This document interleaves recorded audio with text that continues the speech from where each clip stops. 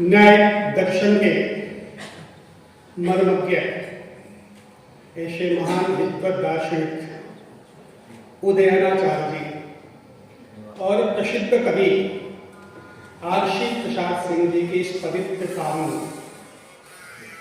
धरती पर आयोजित प्रधानाचार्य सम्मेलन के समारोह के सत्र पर मंच पर उपस्थित अपने लोक शिक्षा समिति उत्तर बिहार के प्रदेश सचिव श्रीमान मुकेश नंदन जी, सह सचिव श्रीमान रामलाल जी, जिला निरीक्षक श्रीमान कृष्ण कुमार जी, और हम जिस विद्यालय प्रांगण में बैठे हैं इस विद्यालय और अपना जो रामकृष्ण एजुकेशन ट्रस्ट है उसके माननीय अध्यक्ष श्रीमान विनोद कुमार जी, साथ ही अपने उत्तर बिहार के विविध हिस्सों से पधारे इस 4 दिवसीय प्रधानाचार्य सम्मेलन में हिस्सा लिए ऐसे बंधु भगिनी एवं अन्य उपस्थित ऐसे गुणगानिक कार्यकर्ता। जैसा बताया आज महाशिवरात्रि है और ऐसे तो हर महीने शिवरात्रि होता ही है, लेकिन फाल्गुन कृष्ण चतुर्दशी का जो है यह शिवरात्रि बड़े ही महत्व का है। अपने शिव पुराण में ईशान संहिता में इसके बारे में कहा गया है, फाल्गुन कृष्ण चतुर्दश्याम ही देवो महानिशि शिवलिंग तयोदभूतः कोटि सूर्य समतः। यह इसलिए महत्वपूर्ण है कि फाल्गुन कृष्ण की जो चतुर्दशी है इस दिन की रात्रि में देवाधिदेव महादेव जो है करोड़ों सूर्यों के समान प्रभाव वाले लिंग के रूप में प्रकट हुए। इसके पीछे और कई बातें हैं। अब इसीलिए हम कहते हैं कि यह शिवरात्रि हम सबके लिए महत्वपूर्ण है। शिव अर्थात कल्याण करने वाला। अपने यहां एक दूरदर्शन में हम देखते हैं उनका ध्येय वाक्य सत्यम शिवम सुंदरम, सत्य ही शिव और शिव ही सुंदर है।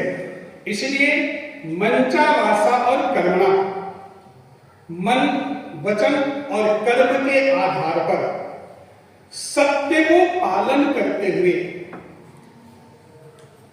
हम इस शिव तत्व की अनुभूति जो है वह प्राप्त कर सकते हैं।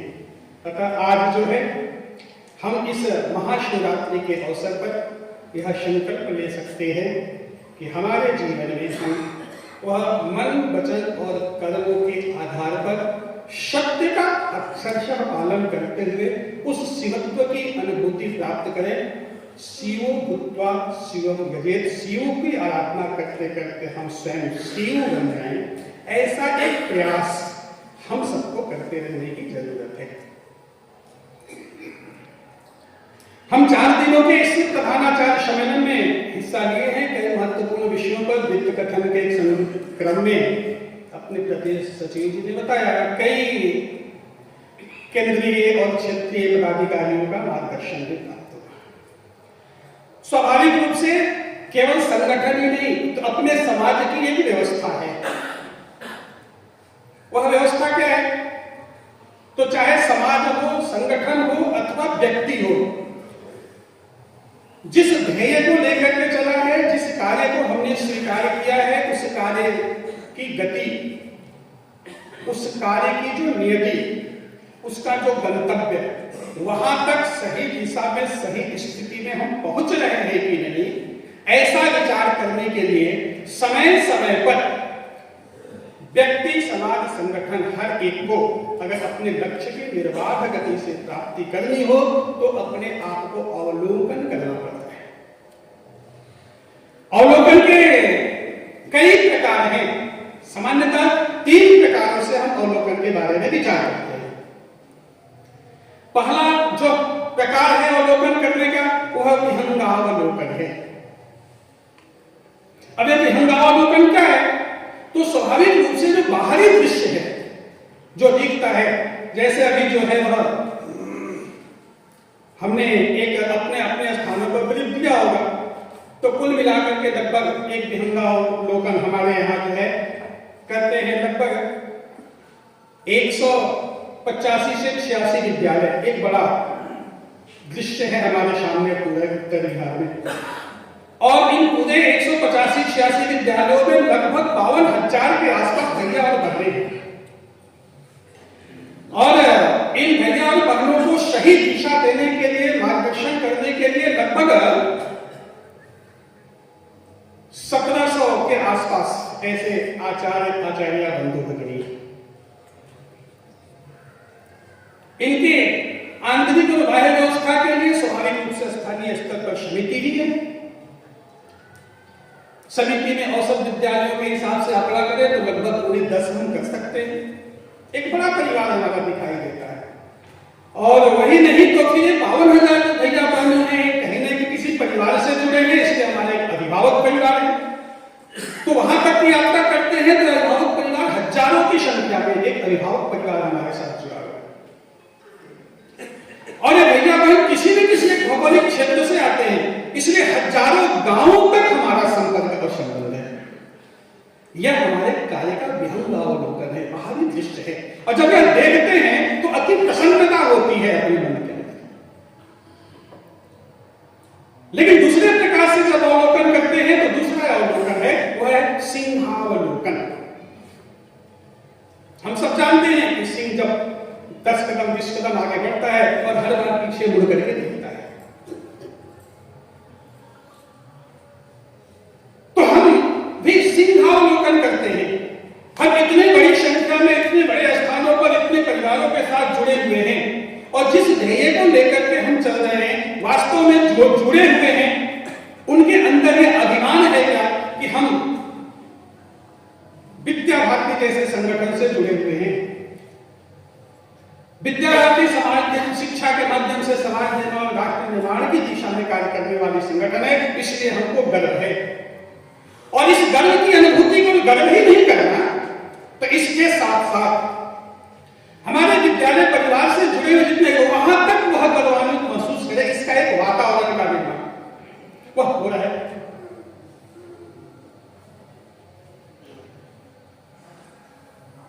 तो अपने विद्या भारती को स्मरण करना, विद्या भारती के लक्ष्य को, विद्या भारती के प्रतिज्ञा को, उनका जो ध्येय है उनको हर बार स्मरण करते हुए उस दिशा में चलते रहना। हम सही दिशा में चल रहे हैं क्या? तो ऐसा एक सिंहावलोकन समय समय पर हम करते हैं। लेकिन एक जो है आत्मावलोकन है, ये बड़े महत्व का विषय है।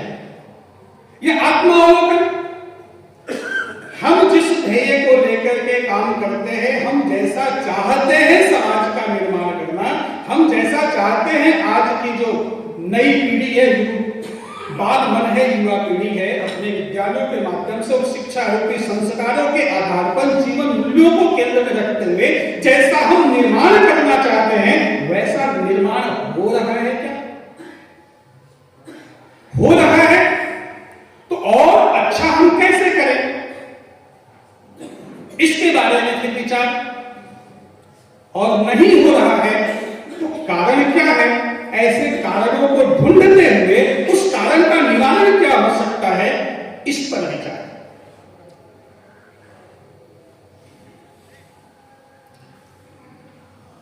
और इस प्रकार के विचार करते हुए हम जो है अपने कार्य को एक गति देते हुए विद्या भारती न केवल संगठन, तो विद्या भारती एक विचार, और विचारों के आधार पर समाज को हम समाज अनुकूल, देशानुकूल जीवन मूल्यों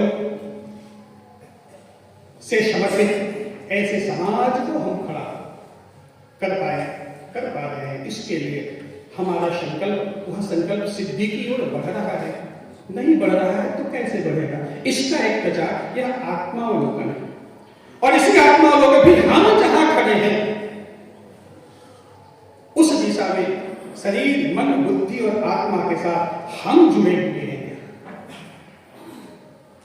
हमारा उसी हिसाब से विकास हो रहा है। ऐसा एक विचार कर हम जो है तीन प्रकारों से जो अवलोकन, विहंगावलोकन, सिंहावलोकन और आत्मावलोकन, इस प्रधानाचार्य सम्मेलन में हम करते हैं। और उस अवलोकन के आधार पर हम अपने संगठन के कार्य को, अपनी कार्य पद्धति को एक नई दिशा देने का ऐसा एक विचार करते हुए हम जो है यह समय पर हम अभी सामूहिक रूप से भी और व्यक्तिगत रूप से ये तीनों प्रकार के अवलोकन करते ही रहना चाहिए ताकि हम अपने गंतव्य की दिशा की ओर अग्रसर होते हैं। कहते हैं कि आज समाज में बहुत सारी समस्याएं हैं और जितनी भी प्रकार की समस्याएं हैं उन सभी समस्याओं को एक साथ मिलकर के पूरे समाज को लड़ना है। कल हमने केवल शिक्षा के क्षेत्र में थोड़ी बातों की चर्चा की थी,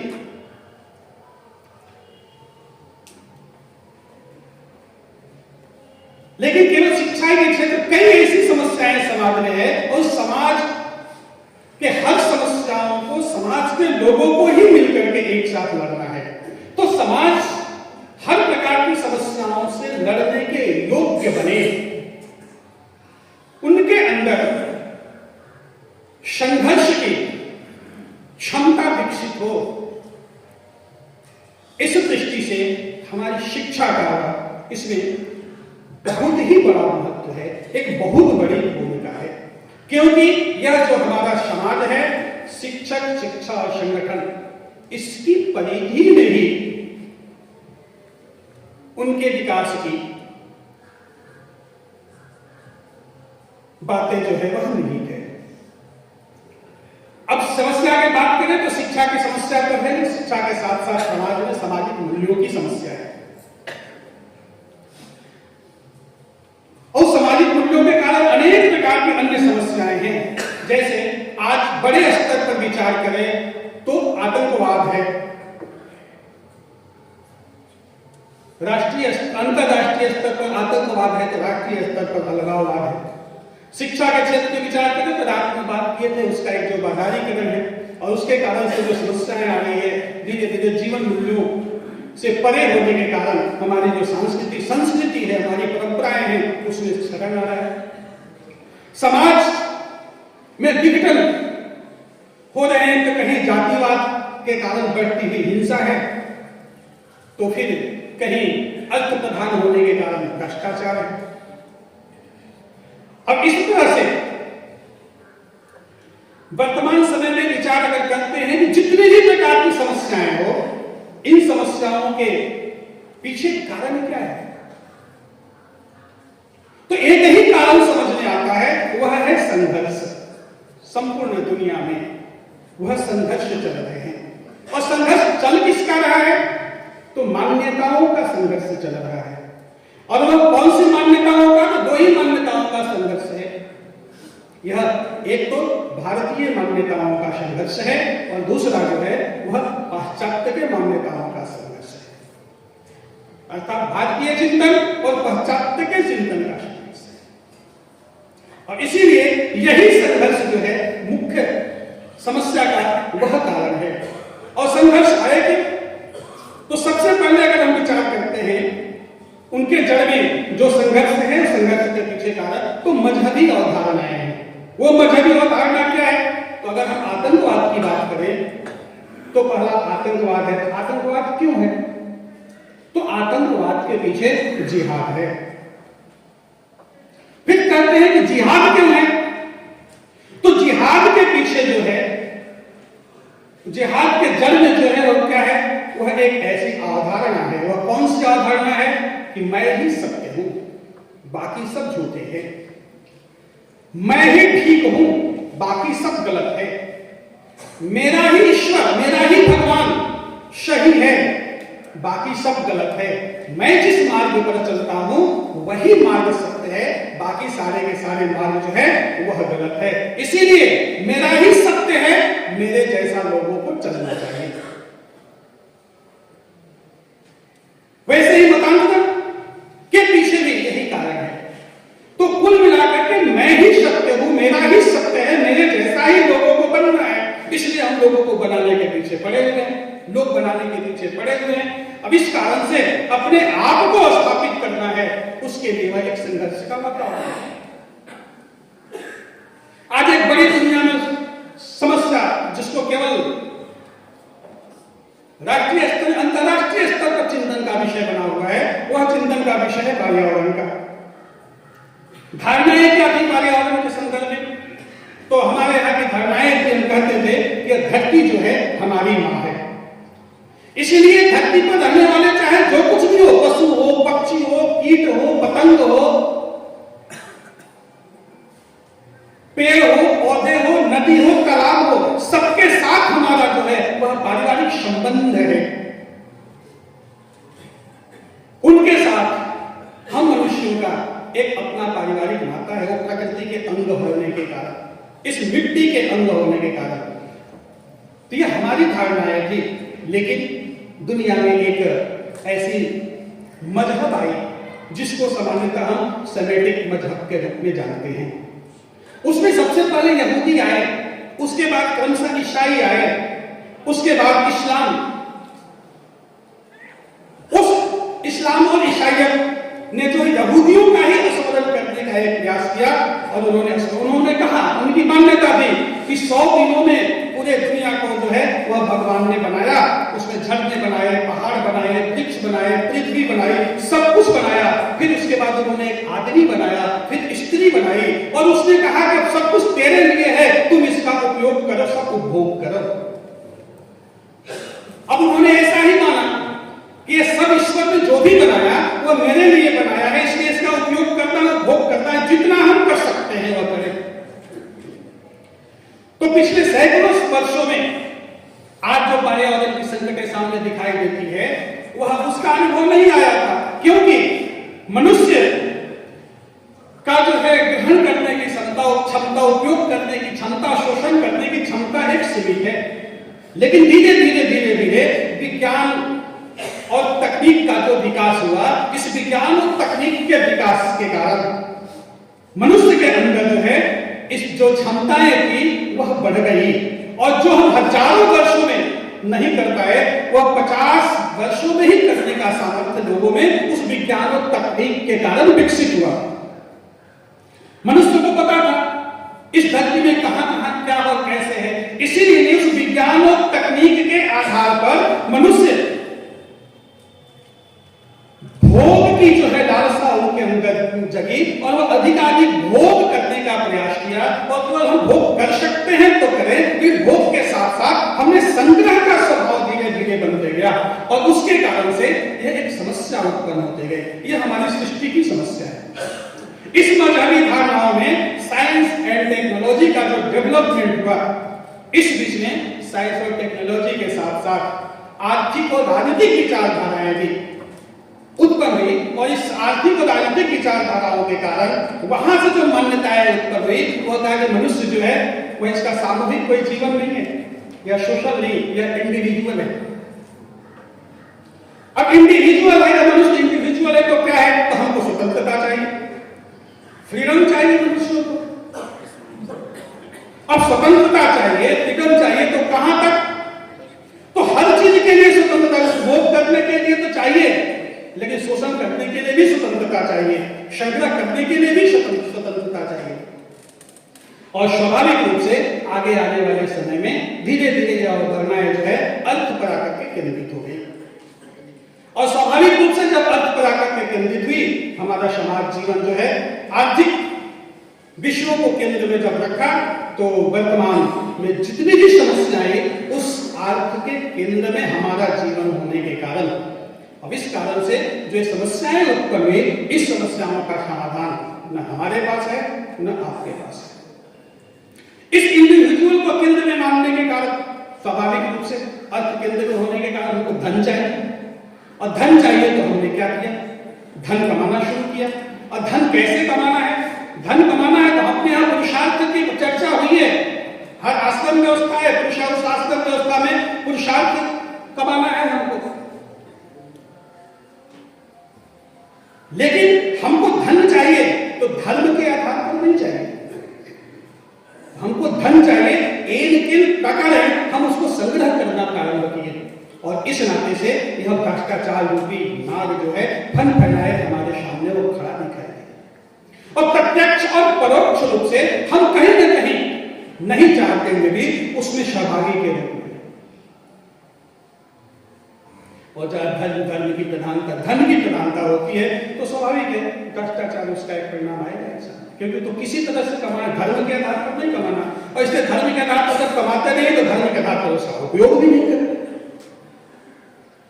और इसी इंडिविजुअल को केंद्र में आने के कारण हमारे यहाँ की जो समाज रूपी, परिवार रूपी जो व्यवस्थाएं थी, वो सारी की सारी व्यवस्थाएं क्या हुई, वह समाप्त होते चले गए। परिवार जो है वह टूटते चले गए, बिखरते चले गए, और आज की परिस्थिति ऐसी हुई हो गई उसी इंडिविजुअल के कारण कि आज हर घरों में बुढ़ापा जो है धीरे धीरे वह तिरस्कृत होते चला जा रहा है, बचपन जो है वह उदासीन होते चला जा रहा है, और युवा जवानी जो है वह दिशा विहीन होते चला जा रहा है। इस ये समस्याएं धीरे धीरे समाज में उत्पन्न होने लगी, और यही नहीं तो आगे चल करके उसके कारण से जो सामाजिक ताना बाना हमारा समाप्त हुआ, हमारी भौगोलिक दुनिया, साइंस एंड टेक्नोलॉजी के कारण हमारी सामाजिक दुनिया तो भौतिक दुनिया तो कम हुई, लेकिन सामाजिक दुनिया धीरे धीरे बढ़ने लगी। आज सब लोग सोशल मीडिया से जुड़े हुए हैं, हमारे फेसबुक पर 5000 के पूरे हो गए होंगे, कई लोग दूसरे फेसबुक बना करके रखे होंगे, अगले 5000 पर इसमें जुड़ेंगे। तो हमारे फेसबुक पर, व्हाट्सएप पर हजारों मित्र हैं, उनके साथ सीधे संपर्क में हैं। लेकिन हमारे पड़ोस में कौन है? पड़ोसी से मेरा परिचय है। यानी कि भौगोलिक दूरी तो कम हुई, लेकिन सामाजिक दूरियां बढ़ते चली गई। इस प्रकार की एक समस्या जो है वह हमारे सामने है। तो कुल मिलाकर के जो परिस्थिति उत्पन्न हुई, वह परिस्थिति आज हमारे देश और समाज के लिए, समाज जीवन के हर एक क्षेत्रों में इसके कारण से जो अवमूल्यन हो रहा है, इस अवमूल्यन से हम शिक्षा क्षेत्र में कार्य करने वाले लोगों को निकालना पड़ेगा और फिर से समाज को खड़ा करना पड़ेगा। करते हैं 21वीं शताब्दी, इसके पहले भी लगभग हमको लगता है 1996, 94, 95, 96 के आसपास का 21वीं सदी में भारत के अंदर की जो आने वाली समस्याएं हैं, उन समस्याओं में समाधान की दृष्टि से शिक्षा क्या कर सकती है, शिक्षा के माध्यम से समस्याओं का समाधान हम कैसे कर सकते हैं, इसके लिए यूनेस्को ने एक कमेटी बनाई थी। उसको कहते हैं डेलर्स कमेटी। उस कमेटी में भारत का प्रतिनिधित्व डॉक्टर कर्ण सिंह ने किया था। उसमें उस कमेटी का जो है वह रिपोर्ट जो आया था उसका नाम था लर्निंग द ट्रेजर विदिन, यानी सीखना कहां से है। उसी के अंदर उसको उत्तर भी था, तो बाहर से नहीं अंदर से ही। इस रिपोर्ट में जो बातें कही गई थी वो आज भी प्रासंगिक है, इसलिए आपके सामने उस पर विस्तृत वर्णन में नहीं जाएंगे, लेकिन सबको जानना चाहिए। उस कमेटी ने कुल मिलाकर के जो रिपोर्ट तैयार किए थे उसमें कहा था कि पूरी दुनिया में इस 21वीं सदी में जो 7 प्रकार के जो टेंशन है वो कॉन्फ्लिक्ट्स होंगे, एक दूसरे के जो इंटरेस्ट हैं वो आपस में टकराएंगे। वो 7 टेंशन कौन है, उसको केवल एक बार ध्यान विस्तृत वर्णन कभी करना हो तो करे, अथवा फिर अपने अपने बारे में विचार कर सकते हैं। तो पहला है ग्लोबल वर्सेस लोकल का। यह जो जैसे ग्लोबलाइजेशन में जाते हैं तो स्वाभाविक स्वाभाविक है कि लोकल जो आइडेंटिटी जो है वह उनकी विशेषताएं जो है वह समाप्त होते चली जाती है। इसलिए local versus global versus local का है। दूसरा है यूनिवर्सल वर्सेस इंडिविजुअल का। किसी चीज के बारे में जब वो यूनिवर्सलाइज करते हैं तो स्वाभाविक है कि उनके अंदर जो इंडिविजुअलिटी जो है वह समाप्त होता है। इसलिए यह जो है तीसरा विषय जो है वह ट्रेडिशन वर्सेस मॉडर्निटी का। जो मॉडर्निटी जो है वह आज के ट्रेडिशन के बारे में हम या विचित्र सी एक अवधारणा चल रही समाज में। अगर हमको प्रोग्रेसिव होना है तो कहते हैं जो ट्रेडिशन है, जो पारंपरिक है, उसको गाली दो। आप जितना अधिक से अधिक उसको गाली देंगे, अपनी परंपराओं को गाली देंगे कि सब पिछड़ा है, सब पुराना है, सब बेकार है, किसी काम का नहीं है, तो चल रहा है अपने समाज में। तो यह एक समस्या है, वह है जिस पर कि हमको जो है कहीं ना कहीं आपस में ईगो टकराएंगे, आपस के जो इंटरेस्ट जो है वह टकराएंगे। तो ट्रेडिशन वर्सेस मॉडर्निटी का है। चौथा है the long term versus the short term construction का। जो कुछ दीर्घकालीन और अल्पकालिक योजनाएं हैं, इनकी एक अपनी समस्या, इस पर भी हमारा ईगो जो है वह टकराने वाला है। पांचवा जो है वह competition versus concern for equality का। समाज में हमको समरसता भी चाहिए, समानता भी चाहिए, हर स्तर पर होना चाहिए, लेकिन जो प्रतिभा है उसकी प्रतिभा भी बची रहनी चाहिए। ऐसी स्थिति में यह जो है competition versus concern for equality, यह एक हमारे सामने समस्या है। इस पर जो है कहीं ना कहीं जो है हमारा ईगो, हमारे समाज में रहने वाले लोग आएंगे, यह टकराने वाला है। और छठा है knowledge explosion versus capacity to assimilate information. क्योंकि इंफॉर्मेशन तो आज हम यूट्यूब का जमाना है। कल जब हम अंतिम दूसरे सत्र में बैठे थे तो उसमें यूट्यूब की चर्चाएं चल रही थी। हम सब लोग यूट्यूब का उपयोग करते हैं आज तक, लेकिन कुल मिलाकर के बहुत सारे जो इंफॉर्मेशन है हमारे इंटरनेट पर, लेकिन वह जो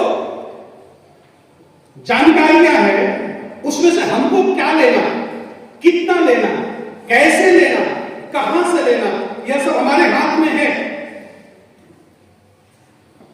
लेकिन हम कहां से, कैसे, कितना और क्या लेते हैं, कितना जो लेते हैं, कितना हमको रखना है, कितना समाज के लिए उपयोगी है, एक द्वंद है हमारे। वैसे ही अंतिम जो है वह सातवां जो है उसी गैलस रिपोर्ट में कहा गया है कि हेरिटेरियनिज्म वर्सेस स्पिरिचुअलिटी, यानी कि भौतिकतावाद बनाम अध्यात्मवाद। ऐसे 7 बातें हैं जो आज के समय में आपस में हमारे समाज में एक द्वंद की स्थिति खड़ा की है। अब इसीलिए हमको इन 7 बिंदुओं पर विस्तृत रूप से विचार कर इसमें से जो हमारे जीवन मूल्यों को पोषित करने वाला विषय है उसको लेकर के हम समाज में आगे बढ़े। फिर उसी रिपोर्ट में एक अन्य बातें जो कही गई है, जो समस्याएं आ रही है उसका समाधान हमको करना है तो क्या क्या करना, कैसे करना पड़ेगा। उसी में से शिक्षा के बारे में बताइए कि शिक्षा को ही समस्याओं का एक माध्यम बना करके यह रिपोर्ट तैयार की गई थी। उसमें कहा गया कि अपने शिक्षा के 4 स्तंभ हैं, उन 4 स्तंभों पर ही हमको विचार करना पड़ेगा। 4 पिलर्स ऑफ एजुकेशन। उसमें जो है पहला जो है वह कहते हैं लर्निंग टू नो, यानी कि इंफॉर्मेशन होना है, जानकारी होने, जानकारी नहीं, यह पहला स्टेज। लेकिन दूसरा क्या है, तो दूसरा इसमें कहते हैं कि लर्निंग टू डू, यानी जानकारी के आधार पर अपना यह जीवन जो है वह चले, यानी अपना पुरुषार्थ में कर सकूं, ऐसी जानकारी, ऐसी विशेषताएं धीरे धीरे हमारे अंदर वह बढ़े। तीसरी बातें हैं learning to live and living together. यह एक महत्व का विषय है कि लर्निंग टू, क्या उसमें केवल मैं नहीं तो मेरा परिवार भी है, परिवार में मेरा समाज भी है, उनके साथ सामंजस्य, समन्वय। और सबसे महत्वपूर्ण जो विषय है, अंतिम चौथा विषय है, वह है learning to do, learning to be यानी कि होना, बनना। तब क्या बनना, कैसा बनना, यह एक विचार का विषय है।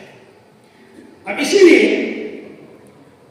हम आज प्रधानाचार्य यहां बैठे हैं सम्मेलन में, यह विचार हम करें, यह जो लर्निंग टू बी है, इस पर विचार करके अपने आप को हमको तैयार करना, अपने आप को बनना।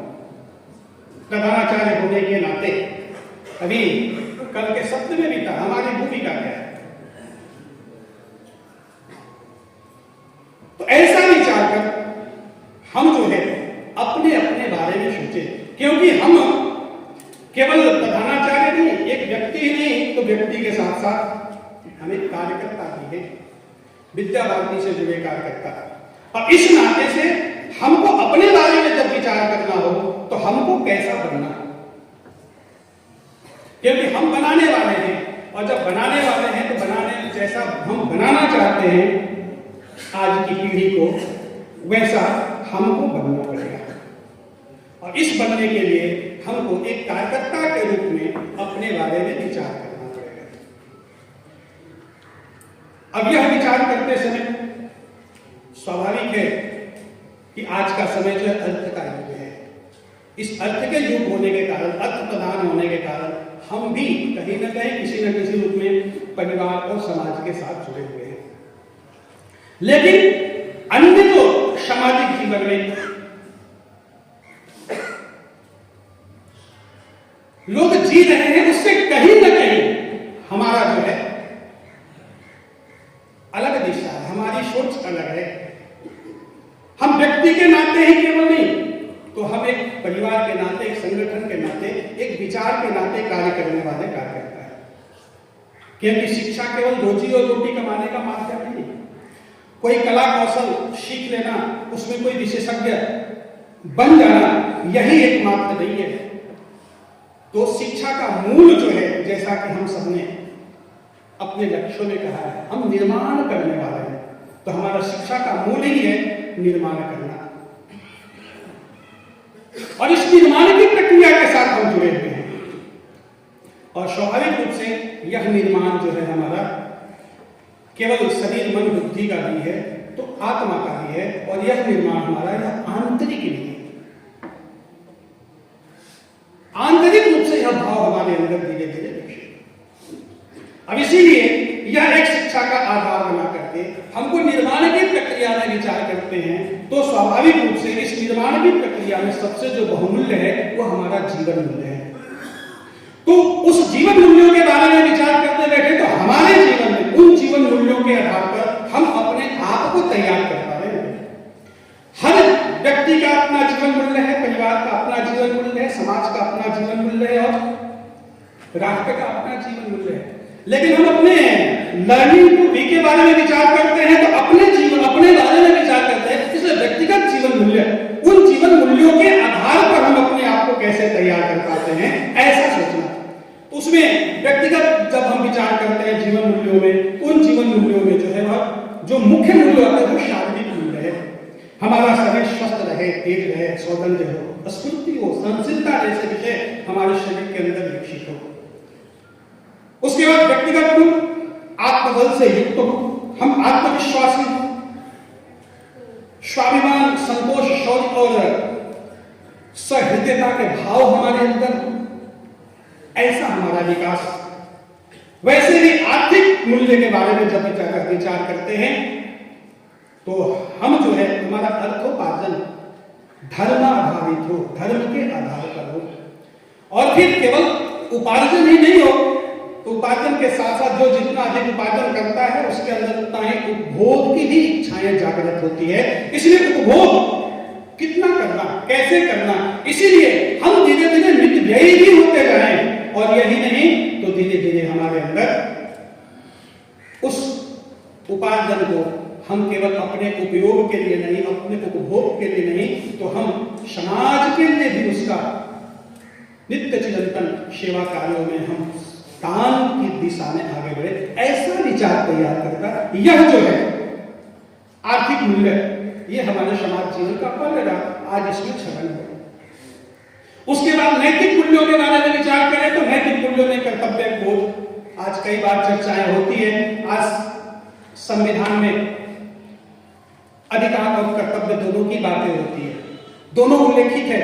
हर व्यक्ति का अपना अधिकार और कर्तव्य भी है, लेकिन आजकल अधिकारों के प्रति ज्यादा लोग सजग होते हैं, जागरूक होते हैं, लेकिन कर्तव्य बोध की बात आती है तो वहां अपने कर्तव्य को गौण रखते हैं। इसलिए केवल अधिकार नहीं, अधिकारों के साथ साथ कर्तव्य भी हो, क्योंकि कर्तव्यों के अंदर ही अधिकार सुरक्षित होते हैं। इसलिए कर्तव्य बोध का अभाव, ईमानदारी, परोपकार, सेवा और सद्व्यवहार, सत्य निष्ठा जैसे विषय जो है हमारे नैतिक मूल्य, यह हमारे साथ साथ समाज जीवन में भी यह धीरे धीरे बढ़ते जाए। और वैसे ही सामाजिक मूल्य भी है, ये सब व्यक्ति के नाते हमको विचार करना है। सामाजिक मूल्य जैसे आपस में आज समाज में क्षेत्र के नाम पर, जाति के नाम पर, अर्थ के नाम पर जिस प्रकार के भेदभाव हैं, जिस प्रकार समाज में एक द्वेष का वातावरण है, ईर्ष्या का वातावरण है, इससे हमारे समाज को बाहर निकालना, इसीलिए बाहर निकालना है तो उससे पहले हमको निकलना पड़ेगा। इसलिए समाज में एकता, एकात्मता, समता, समरसता, सद्भाव का एक वातावरण का निर्माण, ऐसा हमारा मन तैयार हो रहा है। वैसे ही हम व्यक्ति होने के नाते प्रजातंत्र में निवास करने वाले हैं, कहीं न कहीं राजनीतिक में क्षेत्र, राजनीतिक विषय स्वाभाविक रूप से हमारे अंदर आता है। अब इसीलिए उस राजनीति के अंदर भी हमें उसमें स्वतंत्रता, अनुशासन और राष्ट्र प्रेम का अभाव। राजनीति यानी कि आज की राजनीति अलग अलग राजनीतिक दल में काम करना राजनीति नहीं है। राजनीति यानी देश और समाज के लिए उत्कृष्ट नीतियां जिसके आधार पर चल करके समाज और देश को बड़ा कर सकते हैं, वह भी हमारी राजनीति है। उसमें जो है राष्ट्र प्रेम, स्वतंत्रता और अनुशासन। स्वतंत्रता स्वच्छंदता नहीं, ध्यान रखना, दोनों शब्दों में बड़ा अंतर है। इस दृष्टि से भी विचार करते हुए अपने आप को तैयार करना अपने। और धार्मिक मूल्य, धार्मिक मूल्य यानी ईश्वरीय सत्ता पर विश्वास। और जीवन में अगर हम अपने आत्मिक सुख की प्राप्ति करना चाहते हैं तो इस धर्म के मार्ग को अपनाना ही पड़ेगा। अंत में कहते हैं वह बौद्धिक मूल्य। हम शिक्षण संस्थान से जुड़े हैं, इसलिए हमारे लिए भी मूल्य बड़े महत्व का विषय है, जिसमें हमेशा कल्पना, जिज्ञासा। कल मंच से प्रश्न हो रहा था कि हम विद्यार्थियों के मन में या उनके अंदर यह जिज्ञासा हम पैदा कर सकते हैं क्या? वह प्रश्न हमसे पूछे, ऐसी एक वातावरण का निर्माण कर सकते हैं क्या? अगर मनुष्य का विकास करना हो तो स्वाभाविक रूप से हर एक मनुष्य को जिज्ञासु होना पड़ेगा, और जब जिज्ञासु होना है तो स्वाभाविक रूप से स्वाध्याय करना पड़ेगा। तो कुल मिलाकर के ये ऐसे जीवन मूल्यों के बारे में हम विचार करते हैं, और इन जीवन मूल्यों के बारे में विचार कर अपने आप को उसके अनुरूप तैयार करते हैं। तो एक कार्यकर्ता के नाते हम जैसा समाज और जैसा देश खड़ा करना चाहते हैं वैसा हम कर पाएंगे। वैसे ही परिवार, समाज और देश के सामने भी जो जीवन मूल्य है, इसको भी स्थापित करने का काम, लेकिन इसको भी स्थापित करने के लिए हमको अपने स्वभाव में बनाना। वह सामान्यतः सत्यमेव जयते, यह हमारे देश का राष्ट्रीय जीवन मूल्य है। अहिंसा परमो धर्म, यह राष्ट्रीय जीवन मूल्य है। वसुधैव कुटुंबकम सर्वे बंधु सुखिनः, यह राष्ट्रीय जीवन मूल्य है। वैसे ही नर सेवा, नारायण सेवा, यह राष्ट्रीय जीवन मूल्य है। न तो हम कामे राज्यम न स्वर्गम न पुनर्भवम, यह राष्ट्रीय जीवन मूल्य है। और हम कहते हैं जननी जन्मभूमिश्च स्वर्गादपि गरीयसी, यह राष्ट्रीय जीवन मूल्य है। इस राष्ट्रीय जीवन मूल्यों के आधार पर हमारा जीवन और हमारे साथ साथ हमारे समाज का जीवन चले।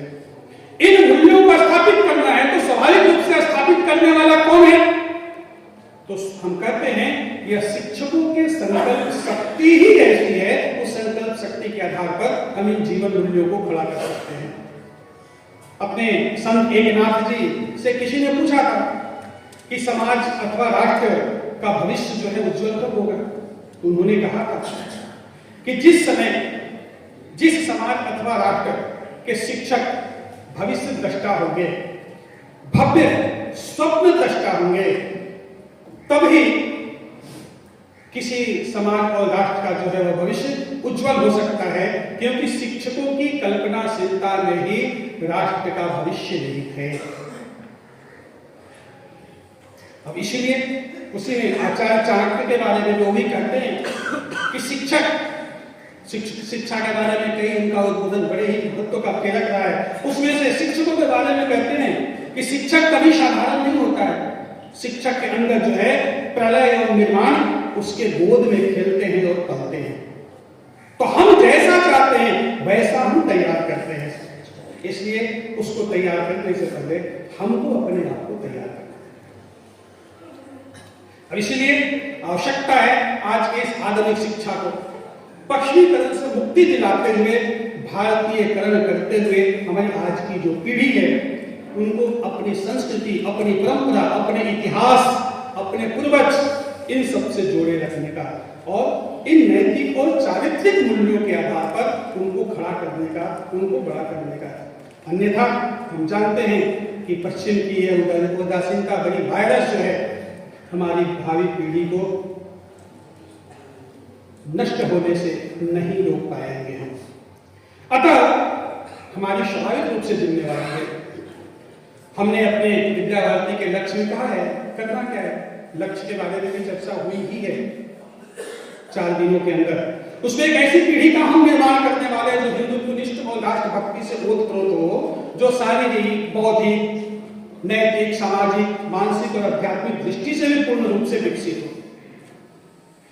अपने जीवन में आने वाले हर प्रकार की चुनौतियों का, हर प्रकार की विघ्न और बाधाओं का, वह समाज में जितनी भी कुरीतियां हैं उन कुरीतियों से धीरे धीरे अपने आप को बाहर निकालते हुए समाज को भी बाहर निकाल करके समाज राष्ट्र को एक समृद्ध, समरस, सुसंपन्न और सुसंस्कृत राष्ट्र बन सके, इस दिशा में प्रयास करना, ये हमारा काम हमने लिया है। और ये करना है तो हमारे अंदर की क्षमता, हमारे अंदर की कुशलता और अधिकाधिक आत्मावलोकन के आधार पर बढ़ाने की जरूरत है। और इस आत्मावलोकन के आधार पर जब अपने क्षमता कुशलता बढ़ाने के बारे में जब विचार करते हैं तो 5 बातें इसमें से अन्य जो है उस पर हमको हमेशा विचार करना पड़ेगा। वह अपने व्यक्तित्व के बारे में, अपने कर्तृत्व के बारे में, अपने नेतृत्व के बारे में, अपनी समझदारी के बारे में और अपने समर्पण के बारे में। ये 5 बातें हैं। इन 5 बातों के आधार पर हम स्वयं अपने आप को हमको खड़ा करना पड़ेगा। हर व्यक्ति के जीवन में ये 5 बातें महत्वपूर्ण है। हमारा व्यक्तित्व, व्यक्ति के अंदर 2 प्रकार के व्यक्तित्व है, एक आंतरिक है और एक बाह्य है। दोनों प्रकार के व्यक्तित्वों से हमें परिपूर्ण होने की आवश्यकता रहती है, क्योंकि व्यक्ति के अंदर की जो कर्मेंद्रियां हैं और जो ज्ञानेंद्रियां हैं उनके अंदर उसी व्यक्तित्व के आधार पर उनका विकास और उन दोनों के बीच में संतुलन और समन्वय बनाए रखने की स्थिति में हम रहते हैं। इसीलिए यह व्यक्तित्व के आधार पर हम विचार करें तो हमारा मन, हमारी वाणी यह व्यवस्थित हो, ठीक हो। साथ में हमारा ऐसा व्यक्तित्व जो समाज को लेकर के चलने वाला, समाज के साथ मिलकर के चलने वाला, ऐसा निर्माण हो। और यही व्यक्तित्व धीरे धीरे जो है वह केवल हमारे अंदर तक ही नहीं, अपना व्यक्तित्व वैसा समाज में निर्माण होना चाहिए, उस दिशा में हम प्रयास करें। हमारे पास अवसर है, हमारे पास देश की जो कर्णधार है, नौनिहाल है, उनके अंदर भी वैसा व्यक्तित्व, उनके साथ हम जो है